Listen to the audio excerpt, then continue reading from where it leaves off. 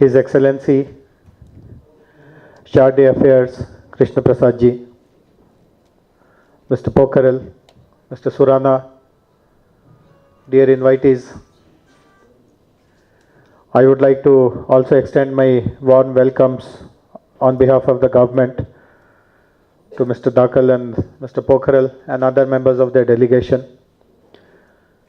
In fact, I would like to congratulate them for reaching out to the states in the country and promoting Nepal as an investment destination, as a tourism destination. This is really a wonderful session in the sense that while everyone knows of Nepal as a tourist destination, but you are also guiding our potential entrepreneurs and investors in how they can take up even manufacturing activities in Nepal. What are the benefits of doing it in Nepal? I am also apart from being the Commissioner of Industries, I am also the Commissioner for Export Promotion. So if any entrepreneur, any company, any industry actually takes up your offer, I'll be very happy to assist you, facilitate your moving to Nepal to set up your unit, etc. Any kind of paperwork that is required from the Indian government side, Indian government's perspective, we'll be very happy to assist in that.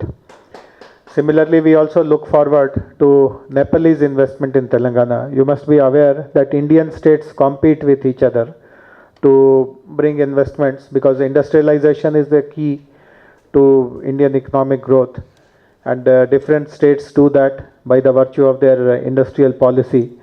So just as you explained, Mr. Pokharel explained about the policy which was started in 2010, Indian states also have their own state-specific policies because industrialization is one subject where states have lots of freedom. While there are certain central acts and central laws which we all have to follow, but states are free to design their own package of incentives, design their own infrastructure provision norms, decide what locations they will open up for industries, what sectors will be given importance.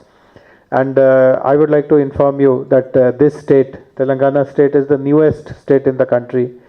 It came into being just about 8 months ago. And one of the topmost priorities for our new government has been to roll out a new industrial policy, which we have done about 3 months ago. And lots of people, it has received very, very positive response. Lots of people are saying that they never imagined an Indian state to come up with a policy like this. One of the most revolutionary things which we have brought in this policy is, you might have heard that India is considered as a difficult country to do work, to do business in. The ease of doing business is very low.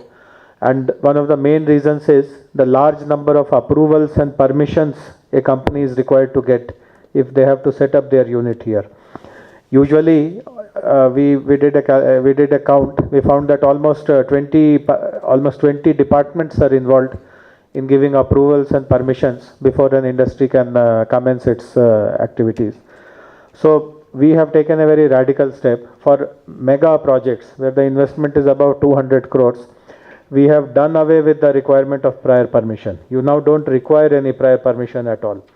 So a process which could have taken months, sometime years, can just be a matter of a day now. You can just go and commence your we are relying on a system of self-certification.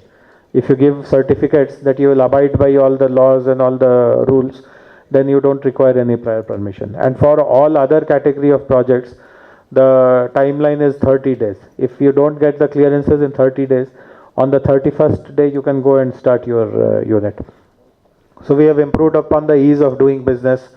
We are also making a huge land bank available for industries. In fact, you might have heard that India has changed its Land Acquisition Act. The law under which lands can be acquired for industries has been changed recently, and the new act makes it very, very difficult to acquire private lands for industrial purposes. So unless government provides lands for development of industries, it becomes nearly impossible for anyone to start any unit. So we are very fortunate that there is a huge extent of government land which is available, and 2.5 lakh acres have been made available for industries. In fact, no other Indian state has even one-third of the lands that we have to offer for industrial purposes.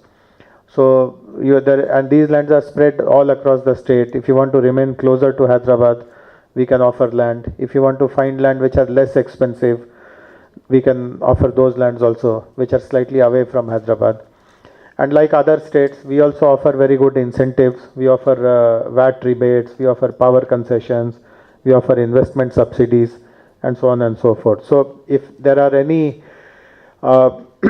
industrial groups in Nepal who are looking to set up their manufacturing outside Nepal, for example, I know that this very popular noodles, YY noodles, that is a Nepalese brand.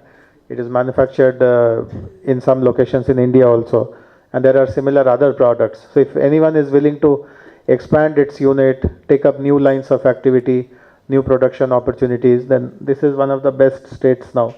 The ease of doing business, the proactive government, and we have also tied up various kind of infrastructure requirements. When the land is going to be offered to you, we'll ensure that all the infrastructure which is required to set up your unit there is available right from day one.